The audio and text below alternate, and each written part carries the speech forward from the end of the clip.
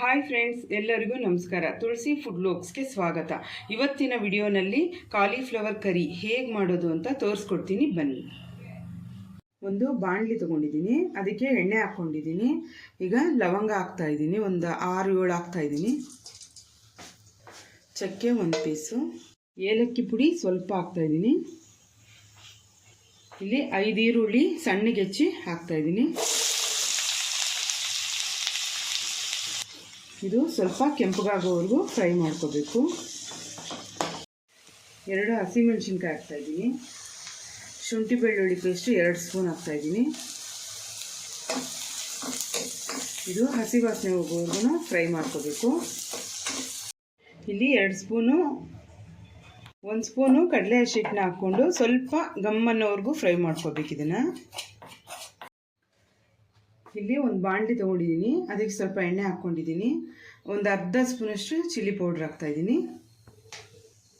ಸ್ವಲ್ಪ ಅರಿಶಿನ, ಸ್ವಲ್ಪ ಉಪ್ಪು. ಈಗ ಒಂದು ಬೌಲಷ್ಟು ಕಾಲಿಫ್ಲವರ್ ತೊಗೊಂಡಿದ್ದೀನಿ. ಇದು ಒಂದು ಸ್ವಲ್ಪ ಹೊತ್ತು ಫ್ರೈ ಮಾಡ್ಕೋಬೇಕು ಇದ್ರೊಳಗೇನೆ. ಫ್ರೆಂಡ್ಸ್, ಇದಾಗಿದೆ, ಚೆನ್ನಾಗಿ ರೋಸ್ಟ್ ಆಗಿದೆ. ಇದು 5 ಟೊಮೊಟೊನ ಪೇಸ್ಟ್ ಮಾಡಿ ಹಾಕ್ತಾಯಿದ್ದೀನಿ. ಇದು ಸ್ವಲ್ಪ ಹಸಿ ವಾಸನೆ ಎಲ್ಲ ಹೋಗಬೇಕು, ಚೆನ್ನಾಗಿ ಫ್ರೈ ಮಾಡ್ಕೋಬೇಕು. ನೋಡಿ ಫ್ರೆಂಡ್ಸ್, ಈಗ ಎಣ್ಣೆ ಬಿಡ್ತಾ ಬಂದಿದೆ. ಈ ಟೈಮಲ್ಲಿ ಹುರ್ಕೊಂಡಿರೋಂಥ ಗೋಬಿ ಹಾಕ್ತಾಯಿದ್ದೀನಿ. ಈಗ ಸ್ವಲ್ಪ ನೀರು ಹಾಕ್ಬಿಟ್ಟು ಬೇಯೋದಕ್ಕೆ ಬಿಡಬೇಕು. ಕಡಲೆ ಹಸಿಟ್ಟಿಗೆ ಸ್ವಲ್ಪ ನೀರು ಹಾಕಿ ಕಲಿಸ್ಕೋಬೇಕು, ಇಲ್ಲಾಂದರೆ ಹಂಗೆ ಹಾಕಿದ್ರೆ ಗಂಟಾಗಿಬಿಡುತ್ತೆ. ಕಾಲಿಫ್ಲವರ್ ಬೆಂದಾಗಿದೆ, ಇದನ್ನು ಹಾಕ್ತಾಯಿದ್ದೀನಿ. ಬೇಯಿಸ್ಕೊಂಡಿರೋಂಥ ಬಟಾಣಿ ಸ್ವಲ್ಪ ಹಾಕ್ತಾಯಿದ್ದೀನಿ. ಗರಂ ಮಸಾಲ ಒಂದು ಅರ್ಧ ಸ್ಪೂನಷ್ಟು ಹಾಕ್ತಾಯಿದ್ದೀನಿ. ಚಿಲ್ಲಿ ಪೌಡ್ರು 1 ಸ್ಪೂನ್ ಹಾಕ್ತಾಯಿದ್ದೀನಿ.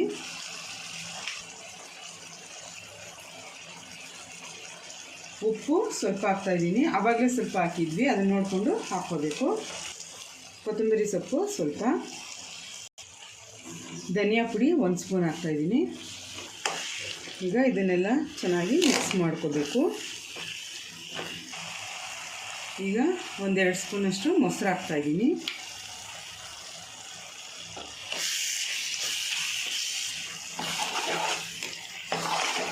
ಈ ಥರ ಎಣ್ಣೆ ಸ್ವಲ್ಪ ಬಿಟ್ಕೊಂಡು ಬರುತ್ತೆ, ಆವಾಗ ಆಗಿದೆ ಅಂತ ಲೆಕ್ಕ. ಅದು ಆಫ್ ಮಾಡ್ಕೊಂಬಿಡಿ ಸ್ಟವ್ನ. ಏನು ಹೇಳೋದು ಅಂತ